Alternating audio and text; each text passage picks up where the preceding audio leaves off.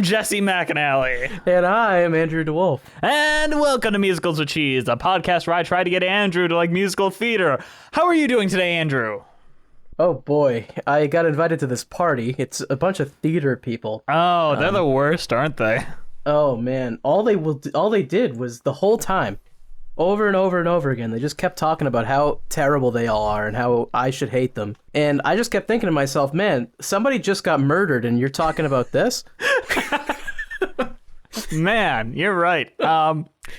In case you haven't picked up on that subtle throwdown, this week we're talking about the musical A Killer Party. Cue the music, Bree. So what's exciting is I've been writing a piece of theater never seen before. It's Beef and Basil meets Razzle Dazzle with someone lying dead upon the dining room floor. Serpent Canapes is the greatest play in my theater's history. I've written a great murder mystery. A killer party.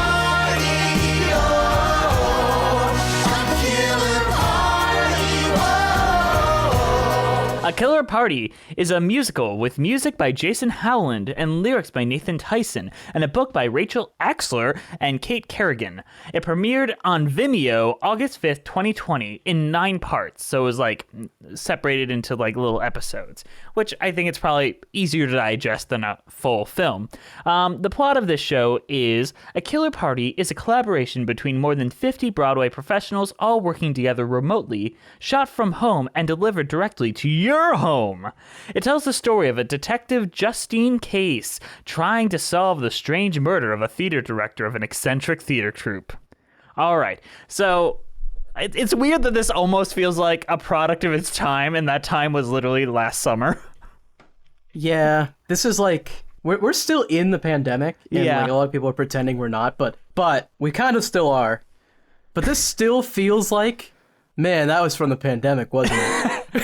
It's weird to say that because we are in the but this feels like the heat of the pandemic, like the start when everyone's like, oh God, what are we gonna do? And there's like 800 gags about how they're quarantining themselves. Not directly in reference to the pandemic, though, but definitely directly in reference to the pandemic. Yes. And being a product of its time does not automatically make something bad. Let's just say that. Like Ratatouille, the TikTok musical, that was effective as a thing, but it also is a pandemic musical that had to be done that specific way because pandemic. Yes. I will say being a product of your time can make it so it's easier for you to age poorly, though. You're not wrong there. It's weird to and there have, like, I remember when this show premiered, and they were already talking about online productions with Detroit casts. Like, this is already on Musical Theater International. People can register to do this as, like, get your theater troupe together or get your group of kids and your drama club together to do this online, which I think is great, and especially during that thing, that to have an option for that is wonderful.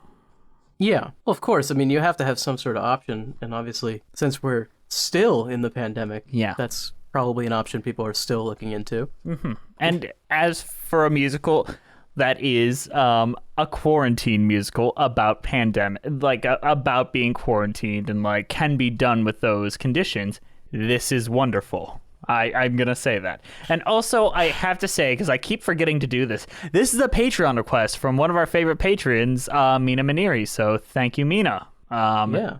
You always pick the interesting ones, Mina. It's always the ones we least suspect, but we're probably going to have a good amount to say. Yeah, and like with almost everything that Mina recommends, I feel like I have to come down a little more negative than you here. I will... The thing is, I really wanted to like this a lot more than I did. And I have reasons why I feel like watching it is not the best experience. But this is almost a musical for theater people and nobody else. That's kind of Which it. is my least favorite type of music. I know. But sometimes you can do that and have it work for the everyday crowd, like The Prom, which is a musical about musicals that is also its own thing. Yeah, but other times it's just a bunch of jokes that are references to other shows, references to particular actors, references to the fact that all theater people think that theater people are insufferable.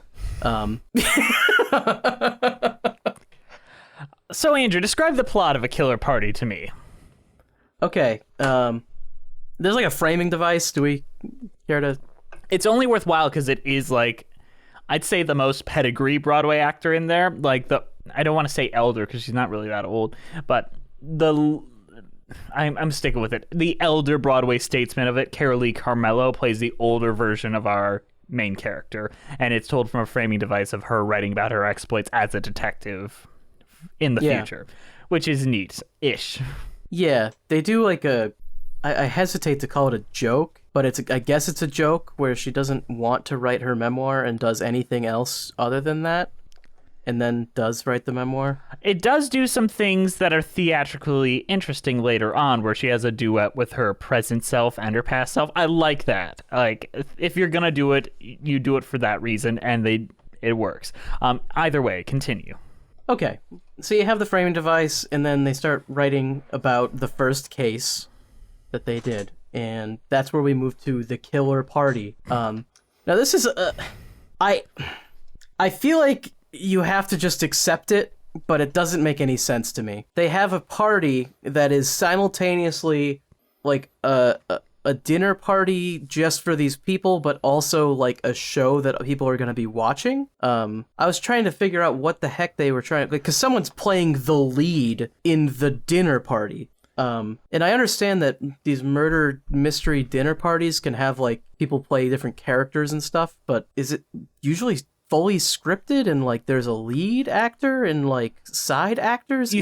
Maybe I just interpreted wrong, but I interpreted that this was a theater troupe preparing for a new show, and it was like their get-together dinner before it, but maybe I'm just wrong. I thought it was like a murder mystery party where, like, you know, you'll give people like, oh, you're going to be this character and you're going to be this character, but you're not performing for an audience. Like, you're performing for each other, you know, like. It could have been a rehearsal, maybe like a rehearsal dinner. That's a thing. Yeah. Either way. Because why would you need a stage manager for a.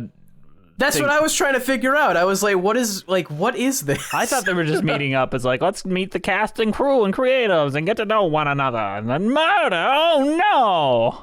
But they got to know each other in costume? Maybe. Okay. It's more fun that way. Sure. So they all meet up, and there's this like eccentric Broadway person who's running it, essentially. And they end up getting murdered, and they're the host, obviously. Which, isn't this just Clue? I mean, it's a pastiche on murder mysteries. It's fine. Yeah, but I'm just like... You're just taking the tropes.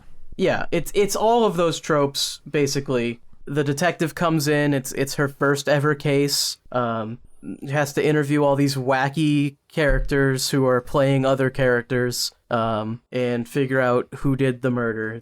And you know, I guess this, should I spoil it here? I feel like it was not even necessary. The thing is, I called it as soon as it was dropped in a line of dialogue and we never saw the character. I knew what the twist was.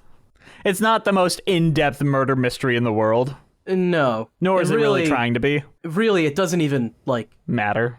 Make sense. Like, the murderer isn't even one of the characters. It's just, like, someone else, you know? Which, whatever. You know, it's fine. But it's just more of a goof than an actual murder mystery. And, yeah, it's like, were you paying attention when someone said a throwaway line of dialogue, which you should always be doing if you're watching a mystery? Yes, of course. But if you're expecting, like, they're going to figure out which one of the characters it was, they're not. No, that's not this.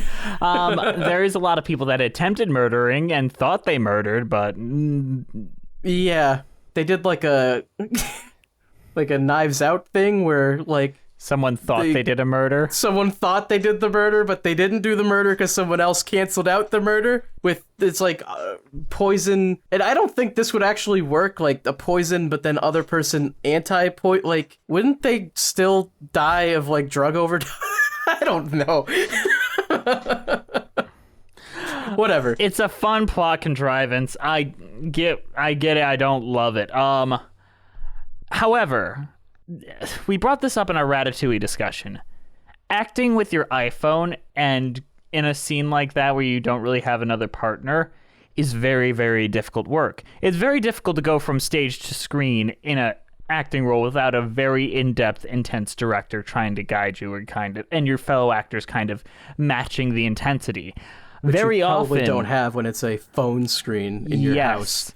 And that's one of the strange things that it's one of those things that you don't see outside of student film work. And it did give me like flashbacks to film school a lot where Well, it's someone like a YouTube video.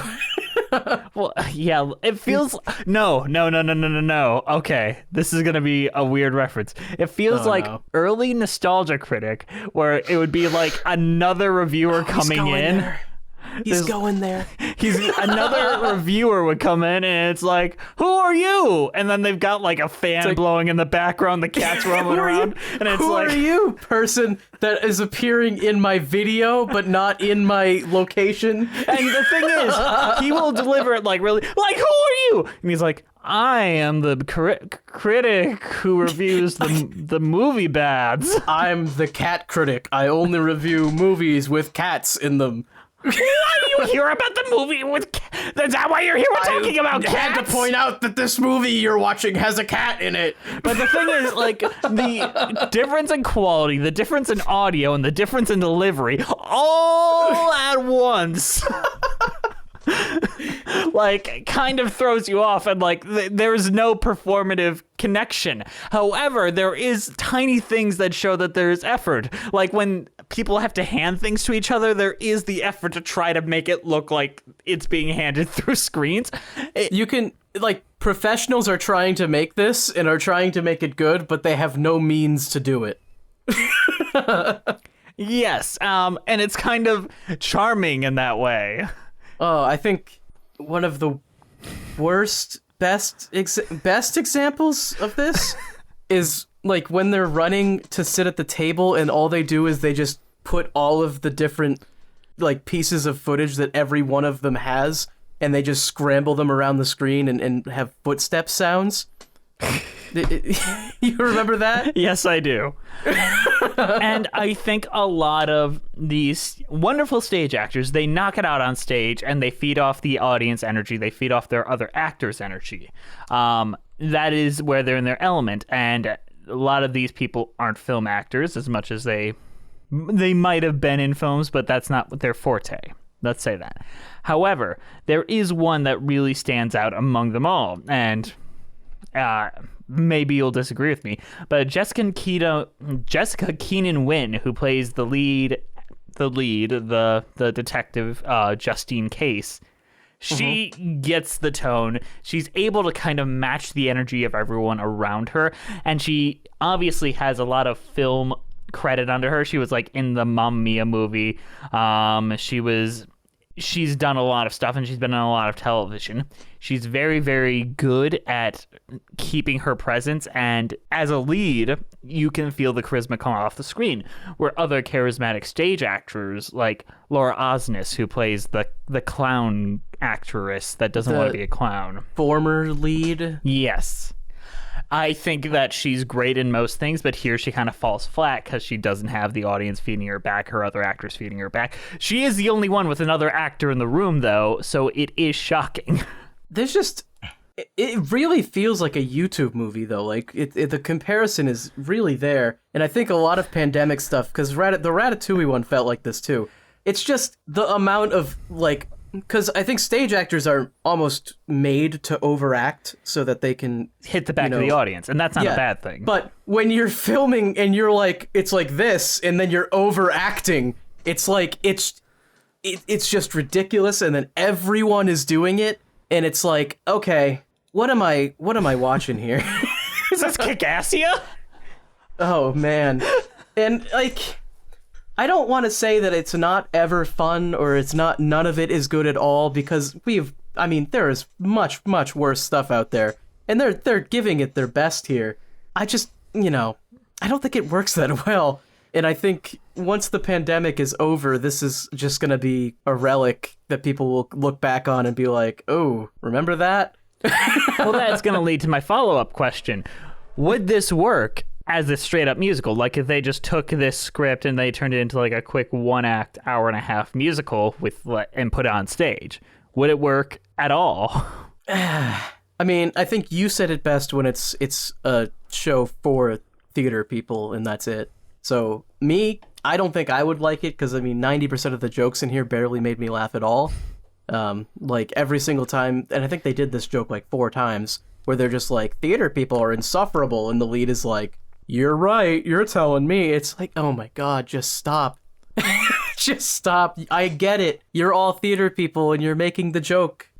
I get it. But then there's some things that almost, like, this feels like a TV movie, but not, like, but it's also like digital theater.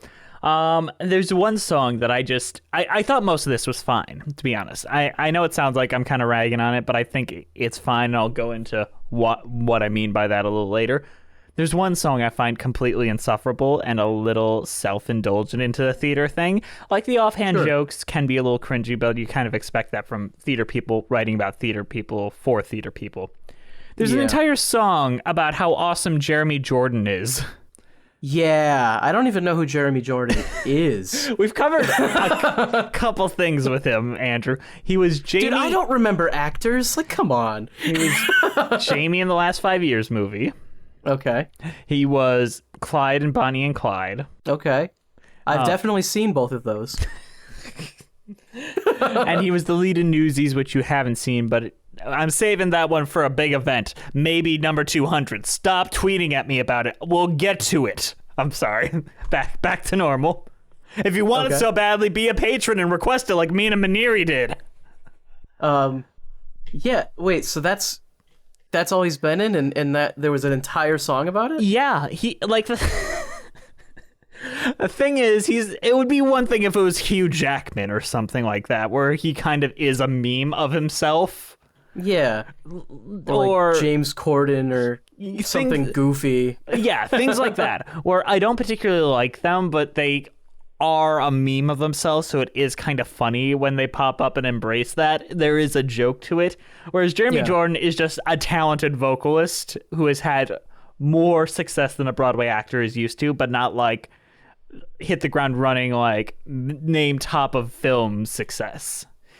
Yeah, like I mean, I'm not good with actors and I didn't know them, and I was just like, this is probably somebody every theater person is laughing hysterically right now, and I'm just here. He's a great actor. Like, I don't have a problem with him, but you're acting like he's fucking Oprah or something. Was did he actually appear? Was that actually him? That was actually him. So I'm like, okay, so that's the one part. Is that why that song exists? Basically, because they got him and they were like, oh, we'll write a song about it. Maybe. I can't say. But that is the one thing that makes me think, man, this could not work literally in any other way. You kind of shot yourselves in the foot here. Unless you're going to try to get, like, a slightly bigger name guy for every production. I can't imagine a bunch of kids putting this on, and it's like, who are we going to get? We're going to get Gym Teacher Bill! Oh, Gym Teacher Bill. Everybody knows him. He's everyone's favorite guy in the school. Yeah. I mean, there's other self-indulgent ones in other ways. The one that stuck out to me was Stuck, which is maybe not self-indulgent, but so entirely stuck in its time period. Yes. That, like, it's basically once we're past the pandemic, it's just going to be like, yeah, I don't really want to remember this. But then again, I try not to criticize that too much because I remember a year ago and it felt like the entire world stopped because it did. Yeah, but then you also have like the TikTok joke, which is like painful, and I don't know. A huge part of my problem with this is a lot of the humor just does not land for me. Even beyond the humor that's entirely based around theater stuff. And like there's this TikTok joke in Stuck, which was just kind of painful for me, and the joke at the beginning about how they don't want to write their memoir, I don't really understand. I didn't think it was that funny, and they did it like 3 times. I don't know. Maybe there's not comedy writers on this. Maybe they just weren't bringing their A game. Maybe it's just not up my alley. I think people in, let's say, what was this, August of last year, like almost exactly a year ago, were just so craved for theatrical content because, what was that? It had to have been 5 months since Broadway shut down, where they just needed something, and that something kind of manifest. It's like when you haven't had sweets for a very long time, and then you get an entire box of donuts, but then you eat the whole thing, and yeah, it's good in the moment when you're shoving it down your mouth, but the next day you're gonna like feel like garbage. I think that's a good way to describe this. It's too much all at once. I mean, but I understand why it happened. I also don't think it's like horrendously bad, even though I have been kind of like saying that I didn't like it at all. But I feel like while that is true that I didn't really like it that much, we have watched a lot worse stuff, and this is like a pandemic thing that helped people through the pandemic. Exactly. And got whatever. all these actors paid. I don't like if you liked this last year because there was nothing else happening, whatever. I get it. I'm not going to criticize you because you liked it. I don't care. Can I tell you what I think holds this back in what it currently is? Sure. I think that what holds us back more than even the Ratatouille musical, because the Ratatouille musical kind of put effort in to make sure this was the one thing that worked. I think the audio is a horrendous issue in this, and it really kind of ruins the entire thing that it's trying to do. I feel like I kind of noticed this, but you explain what you mean, and I'll see if I agree. Okay. I think the difference in audio is just bad. It's just on-camera mics, and yeah, we can't like buy lavs for everyone, but yes, it sucks. But also, I can't understand the words to any of the songs. It's obviously dubbed, but it's not properly mixed at all. It felt rushed to me. Yeah. It felt like they had to get it out, which they probably did. Well, I think it was like a weekly series, which okay. Yeah. But it seems like they put the effort in the wrong places. Like, there's very nice green screen effects and, like, doubling and all of that stuff, which is cool, but you should have focused on your audio mix and you're actually mixing the tracks and all that. Because after I watched this, I pulled up the cast recording on iTunes. And I really like the songs. I think all of the songs are very good. I think these are very talented composer-writers. I think they're very catchy. I think they're well executed. They're doing their thing. They're supporting the actors in their best. They're playing to their best strength on every actor. It doesn't come across in the video version. It does not come across in the actual version because it's so poorly mixed. It's so poorly integrated. It's overly echoey. I don't want to say overly produced because it feels just thrown together to kind of feel nice. But then they do all these really nice green screen effects, and it kind of is like, where, isn't it important that we hear your lyrics? Yeah, I mean, I agree. I do have to agree.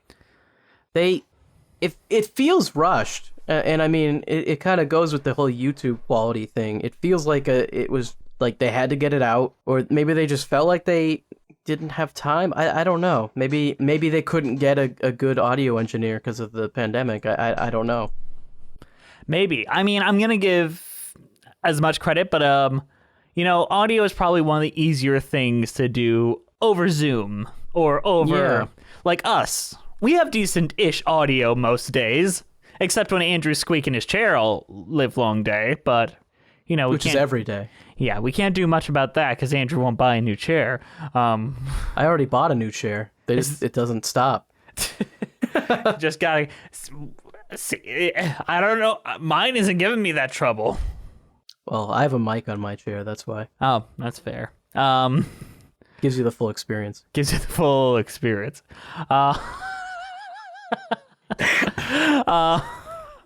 Audio, it shocked me because I feel like audio should be the first thing you should be worried about in a musical. Well, pandemic musicals were a brand new thing. They probably were one of the fast ones.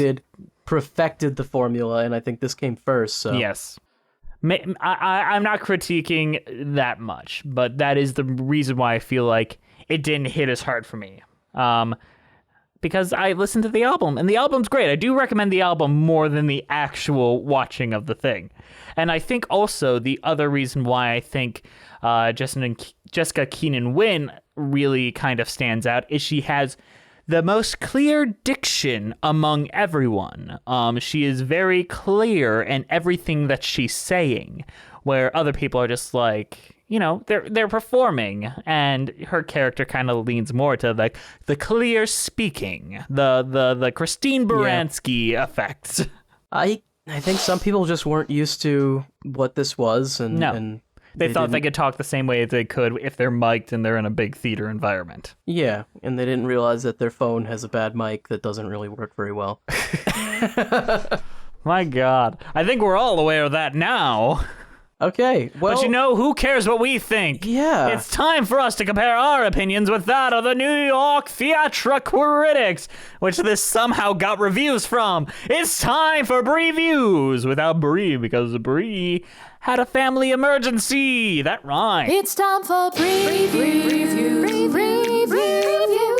It's time for previews. Well, I mean... They didn't really have anything else to review, did they? Yeah, I mean, Ben Brantley saw Godspell and, said it was better than Crying at Home, so...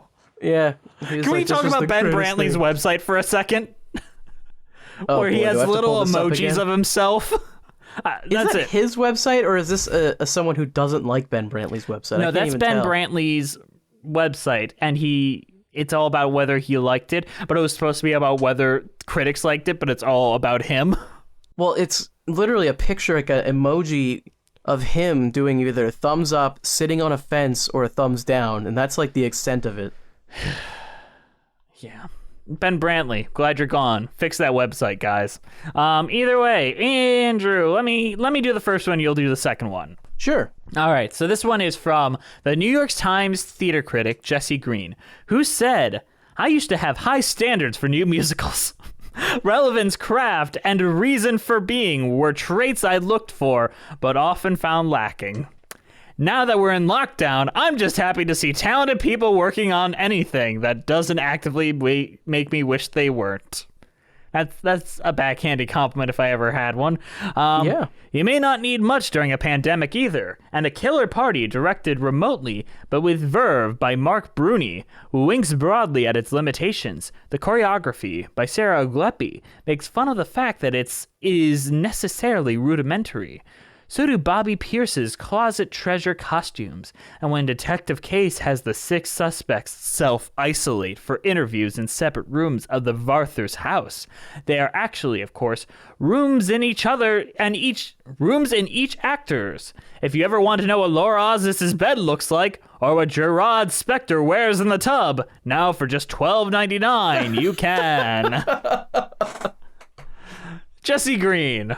I mean, this is a very accurate review, and I think I agree. I did have to pay money for this, by the way. I paid $13 for this. I'm happy to do it because I hope was it worth it? It is, because I hope these actors got paid. Also, $13 for a theater production. That's not a bad price. Pretty cheap. It's not complaining. I just wanted to say I did pay for this. Well, what do you agree with this? I mean, it's fun to look at their houses, yeah. Like Jessica Keenan-Wynn. I like seeing the Heathers playbill hung up on her wall and taking me out and reminding me, oh yeah, you were in Heathers. If only I was watching that. Why didn't they do that as a pandemic musical? Wouldn't that have been great? We also have Jay Handelman of the Sarasota Herald Tribune. Hey, this is your neck of the woods. Well, I live in Saratoga, not Sarasota. Oh my God. I thought you lived I don't even know if this is near where I am or not. I'm pretty sure Sarasota's in Florida now that I think about it. Yeah. All right, well, at another time, under different circumstances, A Killer Party might not be as much silly fun as it is now. This is another way of saying my standards are extremely low right now. Of course, under different circumstances, if live theaters were open and allowed to produce shows with audiences, Killer Party probably wouldn't exist. It is a murder mystery musical created to accommodate the theatrical limitations of the coronavirus pandemic. It features catchy songs performed by a talented cast of Tony Award nominees and other Broadway veterans who bring far more power to the material than is probably actually there. What is this? Osnes and Spector? Yep. Osnes and Spectre appear together on screen, and the entire time they shared a scene, I wondered how they had done it and how safe it was. That made the reality of coronavirus intrude on this lighthearted fantasy. Really? That's in your review? Okay. Did they live for 2 weeks in an actor's version of an NBA bubble? Were their spouses or families with them? Were they afraid? I sadly became more involved with my concern for them and thinking about what it's going to be like when we get to go back to see live performers than the plot. But as a diversion, it's fun and the music is worth hearing. That's fair. It's a long tangent about two people that were on. I just figured they lived together. I guess not. No, they didn't. I knew they didn't, so I was like, oh, that's weird. Yeah, I mean, I guess if I had known that they didn't live together, that would be something I would think about, but... Mm-hmm. So, do we agree with those? I mean, they basically said in so many words what we said. I mean, both of them said, lower your expectations really far. Settle for me. Come on, just settle for me. It's but also, it's the best you're gonna get. The thing is, would anyone really talk about this outside of a pandemic? If this had come out and the pandemic didn't happen, I think it would have been like, one, nobody would even talk about it, and if they did, they would probably be like, wow, that wasn't very good. Yeah. But we understand context, and we understand why this was made, so... Mm-hmm. And that's not a bad thing. Context has to be considered. Yes, and it is, and for what that is, it's good. Is it as good as Ratatouille? No. But you know what? Ratatouille felt like an event where we were giving kids the right to, like, exist neck and neck with real theater people. This is real theater people patting themselves on the back. Ratatouille was important not because it was a pandemic show, but because it was written by TikTok. Because it was written by children? Yeah, whereas this show references TikTok in, like, a joke way that is just kind of cringe. Man, tell us what you really think, Andrew. Oh my, they just do a whole song and then there's, like, one line where they're like, I hear TikTok is fun, and then it just, something else, it's like, didn't you just, it's wasn't there a boomer murder? Humor. Wasn't there a murder like 5 minutes ago? It's literally the song after the murder happened. I mean, Andrew, they took away their phones. How will they survive? Wait, wasn't this before the phones got taken away? I don't remember. How are they? Wait, did their phones get taken away and then they were still using TikTok? Come on, get your plot straight. Andrew's getting mad. You know what? I think Andrew needs some time to steam off, get his diaper changed. How about we go into a mid-show and we talk more about this? Okay.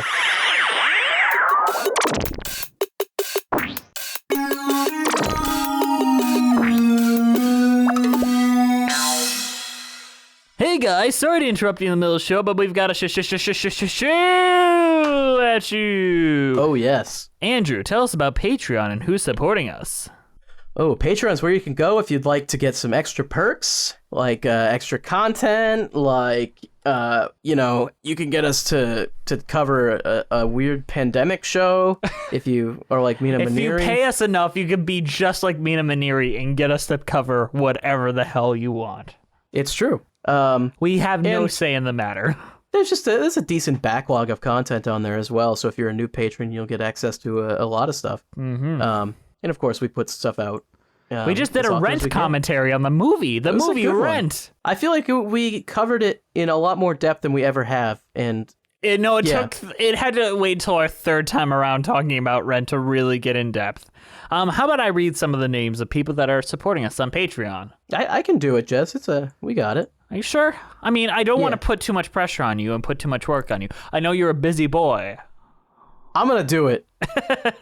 Our current patrons are Melissa Goldman, Terry Needleman, John Donna, Lighton Ackles, Danielle Renix, Jess the Stampede, Ewan Cassidy, Tess Gear, Fire of September, Monica Thoreau, Mina Maneri, Brent Black, Haley Murray, Nathaniel Stacy Coombe, Joseph Evans Green, Carrie Ahern, Mary Lou Choquette, John Vanals, heck you, I go by Elijah now, Russ Walker, Musical Hell, Emily Gracie, Andrew Van Barson, To Blam, Kyle Summers, Janae C, Scoot in the Technicolor Dreamcoat, Felice R, Liz Lim, Allison Stuller, Nothing is Certain Except Beth and Taxes, John Vanals, Thespian, Ren Cohen, Wait in the Wings, Spectacle Machine, Jacob Stroop, Rafael Martinez Celeste, Robert Benjamin, Rochelle T, Jessica T, Genevieve Hartnett, Cass, Mitchell Young, Chai Teacup, Katie McDonough, Timothy Keys, Jeffrey Machado, Jacuse, Toon Vanessen, R. Elliott, Chris Marcotte, Katie Turberg, Mimu, Kishi Marie Anastasio. How is this one pronounced, Jess? I'm actually at a loss here. Layla. It's just Layla? Okay, Yeah, Layla. I got that one confirmed. Okay, Layla. RJ Noriga, Sebastian Canino, also known as Cinemageddon Reviews. Was he the one that did the collab with the Nostalgia Critic in the opening? Yeah, What are you doing here, Cinemageddon Reviews? I'm here because you're covering Armageddon movie, and only I'm allowed to do that. And Avon Reagan. Avon Reagan is the last one. That's a great name, by the way. Avon Reagan. That sounds like a villain name in like a Is it Power Reagan Rangers episode. or Regan? I feel like it's Regan. What if it's Even Reven? Aveen Regine. There's so many ways to mispronounce it. I mean, the new patrons, we have to mispronounce their names at least once. So Yeah. we've covered all of our bases now. But they give us a little financial support that helps us keep the lights on here at Musicals with Cheese. If you would like to join them in supporting us, get all those fun perks, commentaries. You get to see our video versions of us where we have a lot of extra content. Brie cuts a lot out of what eventually goes onto the episode. So you get Good reason. Yeah, for good reason, but you will get the full versions on Patreon with our video faces too. So if you want that, come join us over at Patreon. Also, you get the episodes a day early, which is pretty great. So you get the video episodes a day early, and you get those by donating anything on Patreon. You don't have to there's not a tier rating. If you are on our Patreon, you get that. So how about we get back to the episode, Andrew? Let's do it.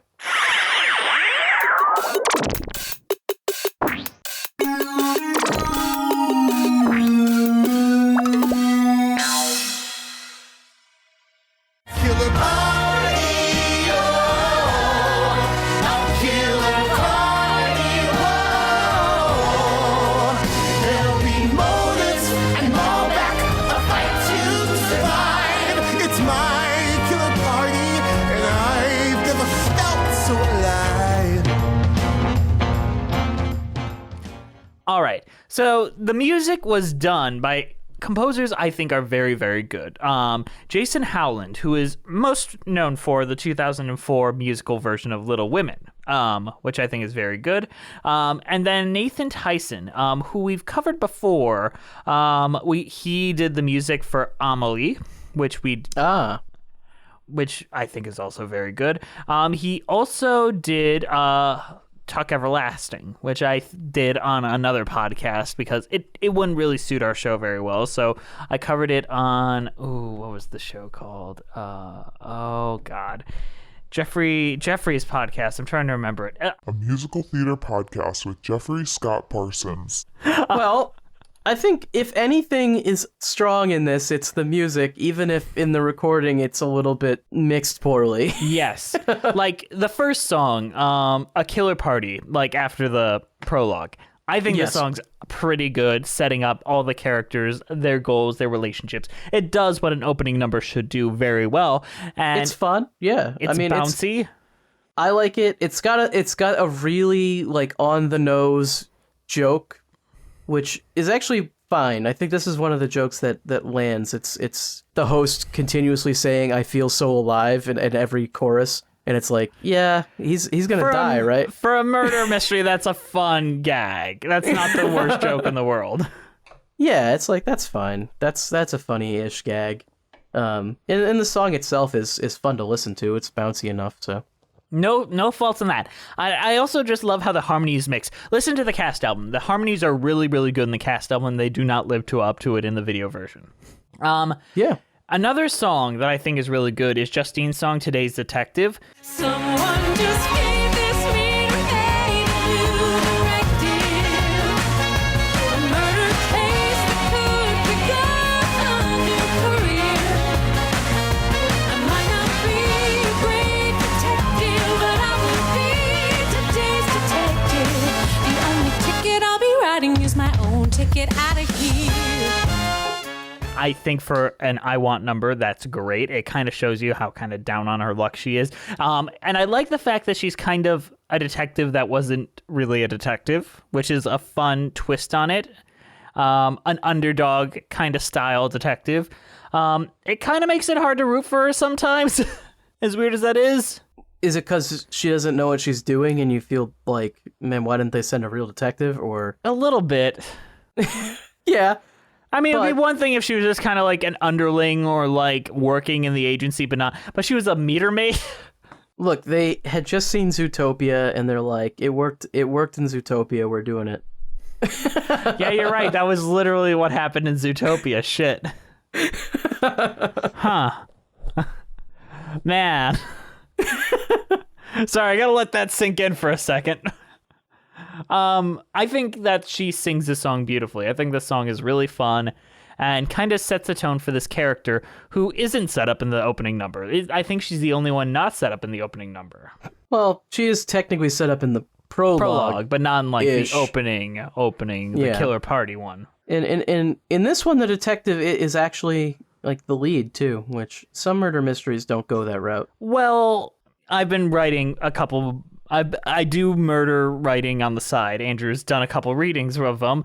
And the point of the detective is they're not really a character. They're not the one with the arc. They're the point of view of the audience. And as they learn something, we learn something. So it's really True. hard to try to give them depth when they are literally just our eyes and ears. But here, because it's a joke musical Yes. where the mystery doesn't really exist, the detective actually has an arc. An arc, and she's fun. She is a fun person to watch. She is the most engaging actor in the entire piece. And she should be. Yeah. Let's talk about Stuck, because I know you hate this song. It is the most pandemic related. Will I be waiting here long? I swear to God, my hands are clean. I swear I've done nothing wrong, so why am I in quarantine? I'm all alone here. I'm all alone here. I'm all alone here. I'm all alone here. They say there's a killer that's outside the door. The only thing I know for sure. I'm stuck. I'm stuck. It's just, this is like the first song where they're just like, actually, we don't care about the murder mystery thing at all. We're just going to do jokes. And on some level, I understand, although I kind of wish they would let the murder mystery thing build up a little bit and then do the jokes, but instead they undermine it immediately. And they do it with jokes about the real world rather than jokes about the The world that around them. is around them. So it's kind of like a gigantic swing and a miss, but also like they accidentally hit their own kneecaps or something. Like, I don't... Maybe it's not bad just because you don't like it, Andrew. Okay, that's fine, but it is bad because I don't like it. I get what you mean. And also just the song isn't that engaging. Yeah, and then it ends with the TikTok joke, which I've already gone over 3 times, so this is the last time. I mean, you got to pay it off. Rule of threes, my dude. Rule of 3. The TikTok joke's bad. The end. That's what. This wasn't a joke. Man, Andrew just wants to drink the haterade. Doesn't want to say nothing positive about nothing. You know that's true, and that's why they're here. Well, Yeah. what song is worth talking about next here? There's so many songs. There are a lot of songs in this. There are a lot of songs, but I feel like there is a huge amount of them that are just not important. Yeah, they're very, very... Well, the way that the show is formatted is a lot like another very famous musical by the name of Cats, where they introduce a character and they give them a song. The way they set up the quote-unquote mystery as well is that basically every character that the detective goes to is set up to be a red herring. Yeah. It's like, this character, oh, they have a motive and they have a means that they could have done it. Oh, but they didn't. They say this person did it. Oh, but this person has a motive and a means that they could have done it. Oh, but they said they didn't, and this person... So, in, like, I think the next, like, 4 songs are just that. Yeah. I think one I'd want to talk about is the Never Miss My Mark, which is when we finally break that cycle and someone is confessing to the murder. Remember when you wrote a fake prescription for the drug Sugamadex? Once in your blood, it squeezed the heart until you have an attack. And no one grabbed him, and then I stabbed him right in his neck just as the room went black. My show is a hit right out of the park, with cool spectacle and compelling character arc. Plus the score is full of songs that'll rival Meadowlark, because I never miss my mark. Yeah, and I think it's interesting that the way that they are framing, like, this is probably the most interesting and probably the first idea that, like, I talk about this a lot, a song that is the spark and the reason the musical exists. And this is a funny premise for a song where you have 2 narcissistic people that are so narcissistic that they want to take credit for a murder just because they would make them the center of attention. Like, that's a funny idea. No, and it's funny, and, you know, the reveal in itself is a little wacky, but I get it, because these guys technically attempted murder, but they aren't the real murderer. But it's funny, like, oh, they're both singing about how great their murder attempt was, but it turns out that they both thwarted each other, and they accidentally stopped the murder from happening. Yeah. So it's goofy, and the song is good, and this is the only one where the 2 actors are in the same room. Yeah, like actually the same room. So, and that's why that duet kind of works. Yeah, and their comic timing in the song is very, very good. Yeah. Speaking of things that are bad, though, let's talk about Big Cat, the song about Jeremy Jordan. Be a cheetah, leaping through the forest. Be a leader. I know that you can. You can be a leading man. There's a leopard in you. No, leopards are too hot. Oh, ocelot, not a lot left for options. There's a lion, oh shit, fuck! And I already said that. What is left? Maybe you're a bobcat. There's no way we can top that. In the tall grass, looking for dinner, with the claws in the heart of the winter. Jungle cats are a natural wonder. Never the hunted, always the hunter. We're a pack and we're in it together. Not the crap from Andrew Lloyd Webber. It's the thrill of the kill when I'm out of the crowd, and you're gonna hear me growl. Christ. So tell us about the Baker character, Andrew. I mean, what is there to say? It's a character that really likes Jeremy Jordan, and that's about it. He's nervous, and he's like, he can't even act innocent despite being innocent. Like, that was what I thought he was set up. But then he was just turns into a chorus boy is what he said that Yeah. he was. And then he's like eating stuff, and Jeremy Jordan, like actual Jeremy Jordan, starts showing up in the food, and I don't understand.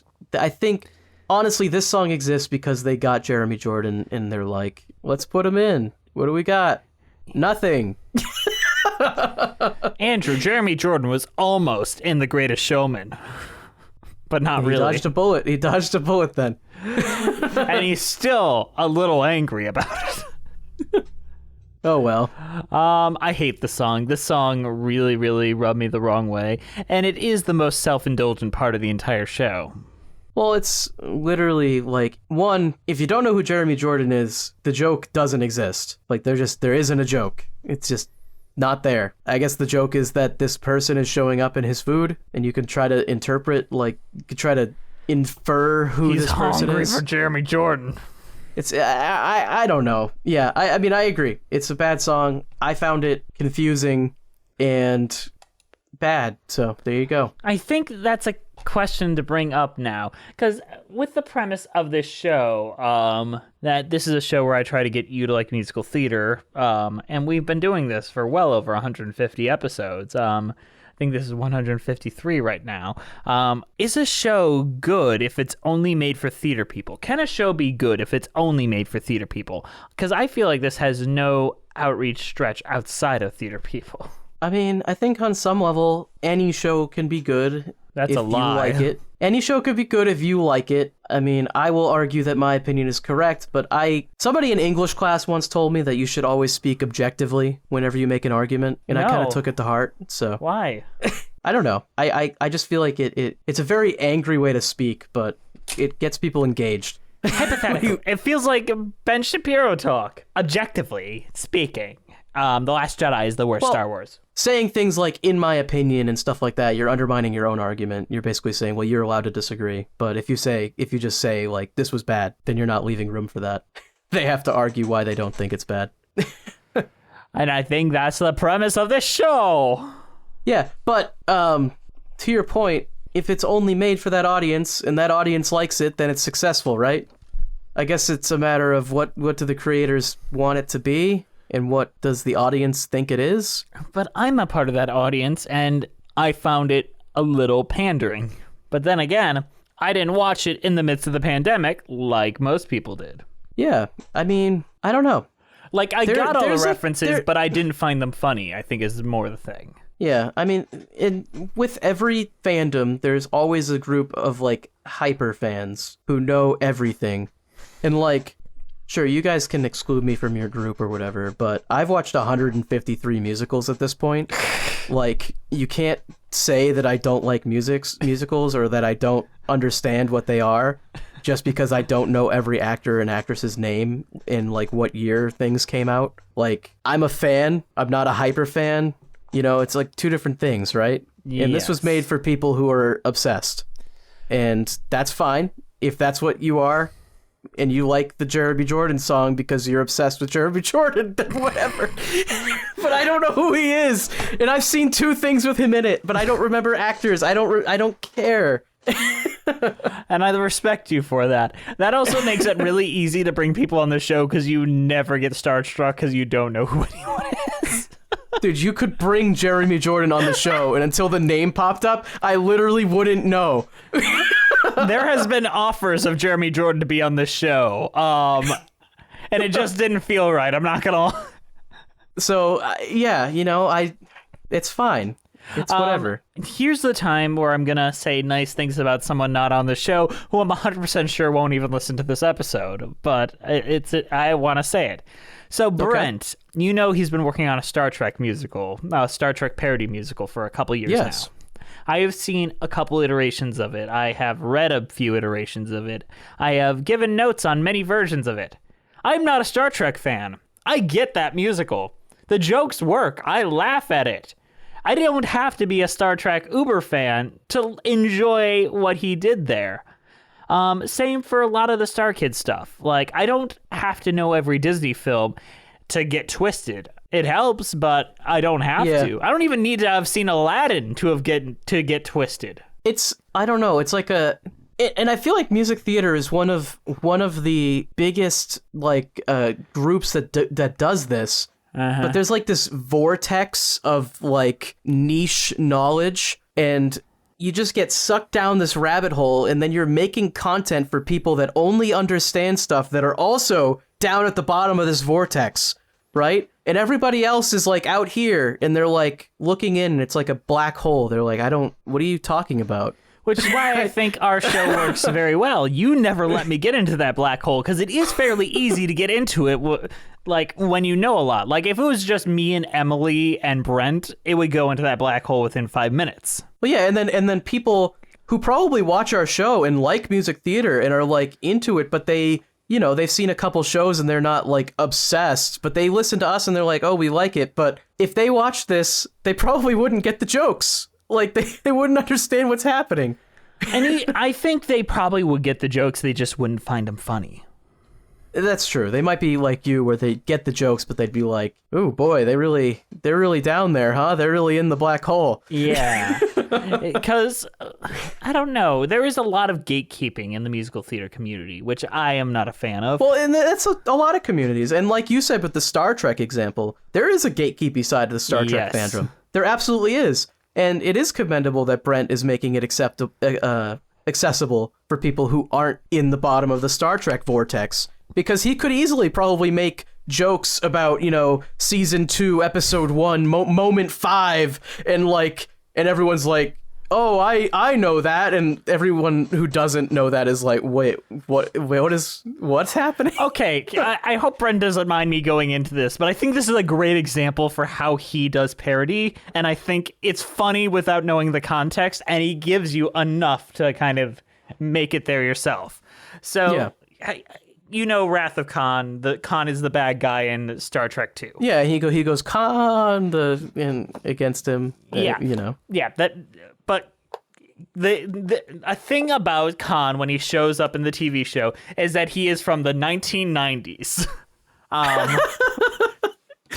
and then sent to the future or whatever. Okay. So Brent puts a line in there in Khan's first song. I'm from the 1990s. Look it up, kids. And then from that point on, he just makes 90s references and like he's surrounded by 90s paraphernalia and like he's the a Sega 90s Generous. guy. Exactly. Like that is hilarious without knowing Star Trek things, but he gives you enough to get why that would be funny. Well, it's not done in a gatekeepy way. Like he doesn't just suddenly Khan has all this 90s kids stuff and you're just supposed to know. Like, oh, he's doing a joke because in the original show, if you watched it, that he's from the 90s. But he tells you, he's just like, look it up. You know, that's funny. Here's the setup. Here's a bunch of payoff for the rest of the show. And I think a lot of really good parody does that. Like, you know, there's even good, like, older parody movies that are like Airplane. I'm not saying it's like a great movie now, but you could still watch it and you like nobody even knows what it's making fun of anymore. It's like, what is it? Airport or something like is the movie? There is a specific black and white movie that it took every plot element from. And then they took the visuals from Airport 74 or something. And then that was what it became. But nobody even knows that movie. That movie is completely irrelevant, but some people can still watch Airplane, and it's funny because the jokes are just funny. Yes. You know, like, and that's how you do parody. That's what separates the Young Frankensteins, the Blazing Saddles, and let's say the Naked Guns apart from the epic movies, the Scary Movie 3s. Where those aren't necessarily down the black hole of niche knowledge, but the jokes are so specific to certain movies that if you don't remember that movie, you're completely out of the loop. You're like, what's the joke? Have you ever seen like Epic Movie? I've seen Epic Movie and Superhero Movie. I think were the two worst ones I've seen. Superhero Movie isn't garbage. I'm gonna defend that one. That one is at least a thing, though, with writers and jokes. Epic Movie is just the Chronicles of Narnia. And it's the jokes there are, and I mean, sorry to compare it to what we're talking about, but the jokes there are just, hey, remember this actor? And that's Isn't like pretty that much funny? That's the joke. That's the joke. Like, look, it's Miley Cyrus. That's the joke. Oh my God, Iron Man. And then all of this hate was for one song, by the way. It's not even for the whole show. This is just because they did one song. One that was song. Like this. Cut this song. Cut. What is it? Big Cat is the song. Yeah. Cut Big Cat. Get rid of it. Big Cat. So one last song before we wrap this up. Process of Elimination is probably my favorite song and scene within the musical. How did Arthur end up lying face down in his soup? Did he do it to himself? Well, let's start with the group. Next to him was Lily. Maybe Lily slammed the door. But how could she have done it when George knocked her to the floor? The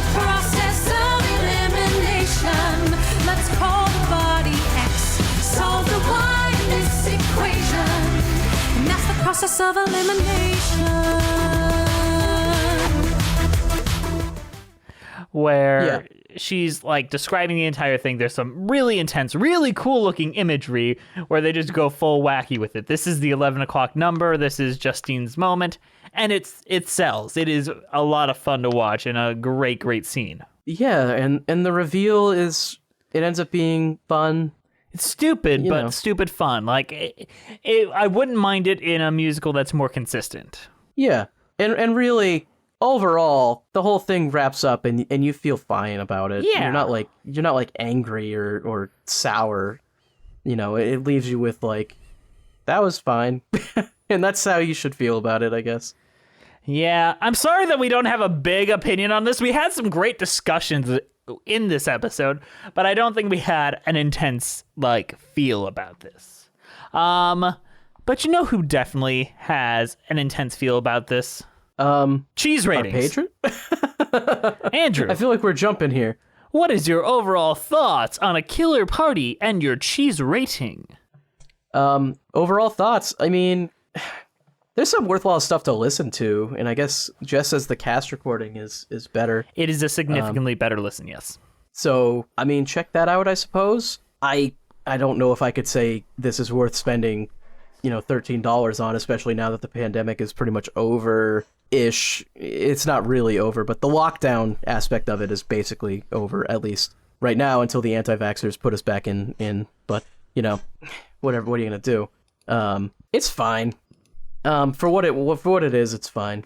For cheese rating, I'm gonna give it cream cheese, because apparently during the pandemic, cream cheese sales went way up, like 40% increase. So. Oh, that's actually interesting. So I thought the show was fine. The album is mixed better, and the songs are actually pretty stellar. I know we didn't talk about a bunch of them, but we're kind of on a time constraint this time. But they're so well done, and the video version does not do them justice in any way whatsoever. So if you're going to give this a watch, give the cast recording a listen to, because you're not getting the full experience of the songs afterwards. So honestly, the only cheese rating I can give this is Garfield's 59th book, which is entitled The Big Cheese, because that's also a big cat. Wow, you really did it with that one, Jess. You should really put a big old smiley face next to it, Juliet Antonio, when you get to our thing, and put a big old frowny face next to Andrew's. Well, I did research for mine. You did do research. You know what? You're right. You should put a smiley face next to ours. Or you should put 8 equals D next to Andrew's, and 8 equals D next to mine, because that's much more accurate. Why do you get the big mouth? You know who definitely has a big mouth? Our patrons. Thank you guys for listening. We're on iTunes, Spotify, Stitcher, and Musicals with Cheese. Please leave us a review on iTunes. We need more reviews on iTunes, or else we're gonna explode. What the fuck am I saying? We're on Twitter at Cheesy Musicals, or shoot us an email at musicaltheaterlives@gmail.com. Our title card is created by the amazing Jolene Casco. Go send her some love at Jolene Casco. Our keeper of the cheese is Juliet Antonio. This show is produced and edited by the incredible, the wonderful, the sadly absent Brianna Jones. We do miss her. Please, if you liked our brand new theme songs, and we're going to have a bunch of them, we're going to change them up depending on what we're talking about. And they were all created by Robin Nash of IOU Music UK. Go follow them on their website, or if you want to pay them, whatever. They have Instagram and all that. Please give them follows. Say that we sent you. Thank you to the Broadway Podcast Network for having us on the platform and for not kicking us off for bullying Jeremy Jordan. Man, we're just so hard on the Jeremy Jordan. How will he survive with his dashing good looks? Jeremy Jordan. The song Big Cat's not good, okay? That's it. How will he survive with those dashing good looks and charm? My God, the man should be destitute by Wednesday, am I right? Yeah, once this drops, it's over. Alrighty, guys. I think that's it. Andrew, do you have anything else left to say? No. Have a good one, everybody. Oh no, I've been stabbed! Ah! Oh, he's dead. That's too bad. Haha, I am Man, his now brother. I'm stuck in quarantine, though. We should do a TikTok video. I am his brother. I did the murder. Blah, ha, ha, ha. Very cool. And that was the musical. That's it. Wait, did we ever spoil it? Was this the first spoiler we did? Yeah, that's the first spoiler right at the end. If you made it this far, fuck you. You made it this far. Now you know the ending. Ha ha. Ha ha. See you next time on Musicals with Cheese.